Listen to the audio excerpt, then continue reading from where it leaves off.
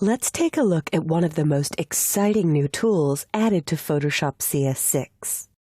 If you click and hold for 2 seconds, or right-click on the Spot Healing Brush tool, the one that looks like a Band-Aid, you'll see nested underneath, out of the 5 tools that you can choose, there's a new one called Content Aware Move. When I select Content Aware Move, I'm going to use my mouse to click and drag and create a rough selection around this couple. My goal with this selection is to pick them up and move them to the left side of the image. Now in the past, I might have used the cloning stamp tool to do this. With the cloning stamp tool, it's a lot of work to pick portions of the mountain, to cover them up, and I would probably need to jump them or copy them to a new layer to be able to move them. With this tool, once you've let go, all you do is get anywhere inside the marching ants, the selected area, click and drag, and move them to the new desired location. You even get a little indicator telling you how far left and right you've moved it. I've moved roughly 3.33 inches, but I haven't moved up and down at all. When I let go, a very sophisticated algorithm kicks in, figuring out how to clone them away from where they were and blend them to the new spot where I've dragged them. Outstanding! I'm going to choose Select Deselect, and only the most trained eye would see any evidence that I've moved them in this original photo. Now there's more cleanup work that you can do, but for now that did an excellent job. So let's take a look at a harder image. I'm going to select this green dress photo. And before I jump in to make my move, I'm going to explain why I want to move myself to the right side of this shot. If you click on the crop tool and simply touch one of the handles that would let you crop, you'll see it kicks in the rule of thirds guide that was added in Photoshop CS5. Now, any trained photographer knows to keep an eye on the rule of thirds when shooting to create more interesting or compelling shots.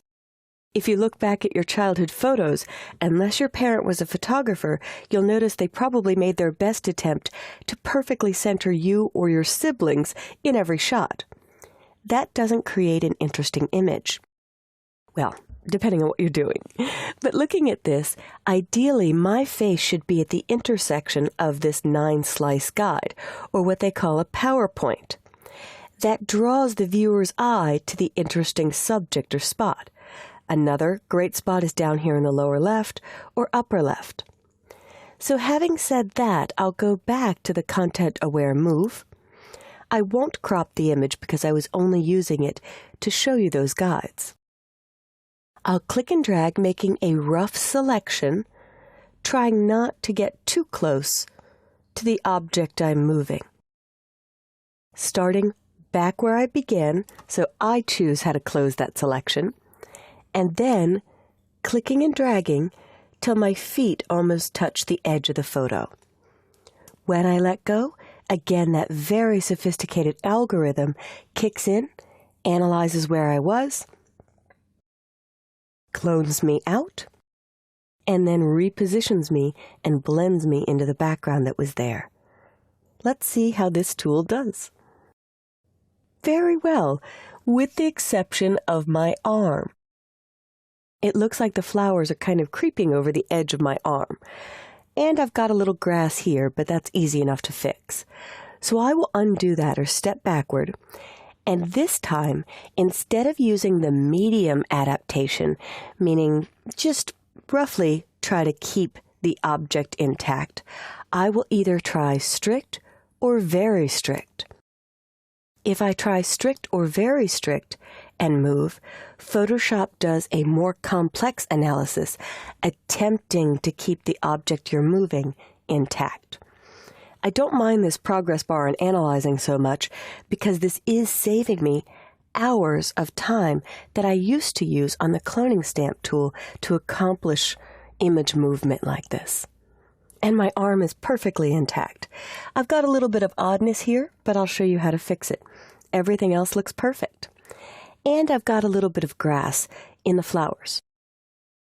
Here's my favorite tool to repair or disguise image edits, the patch tool.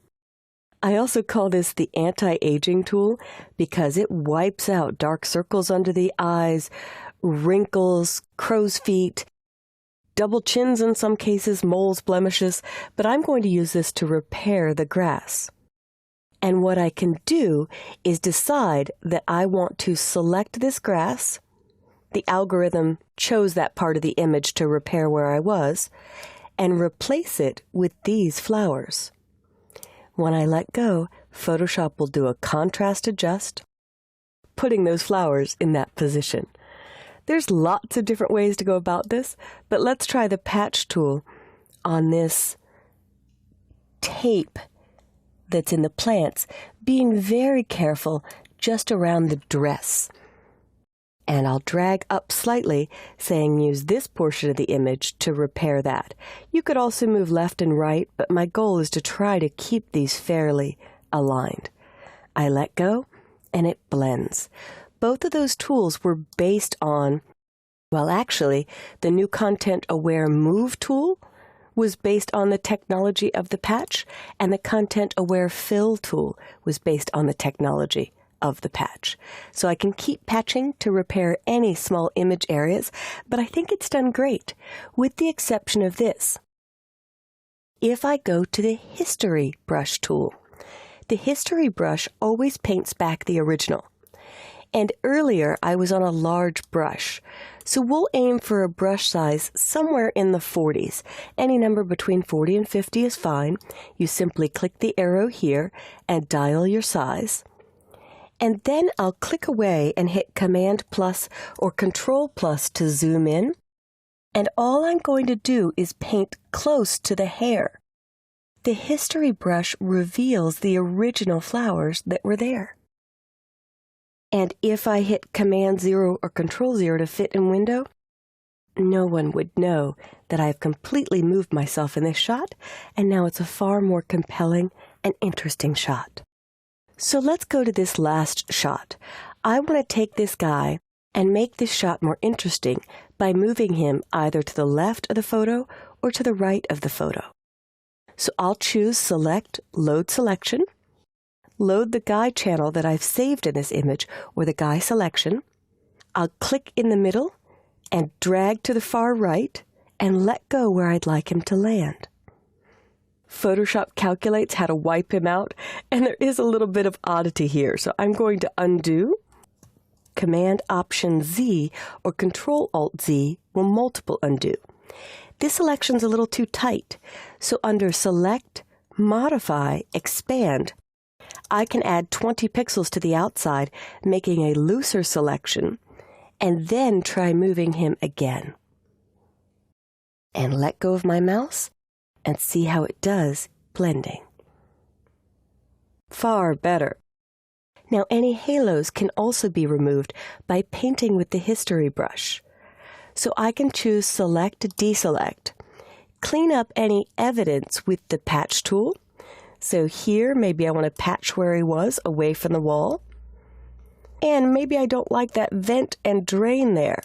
I'll make a patch, move it up, kind of line up the surface or texture of the wall, and it does a beautiful job.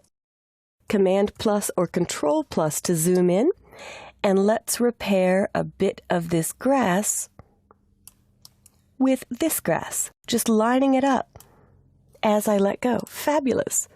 Little evidence here. Fixed.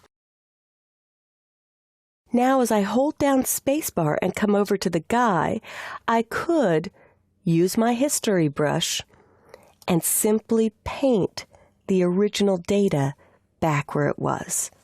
If I have too big of a brush, it may get a ghosted edge, so I can undo and dial my brush size down and just paint more carefully.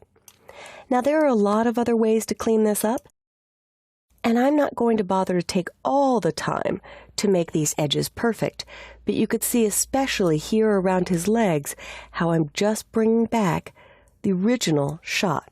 If I go too far, I undo and just try again. I could even make a selection and fill with history. And the last trick I'll show is to get the original window back. I can click once and shift-click to clean up that edge.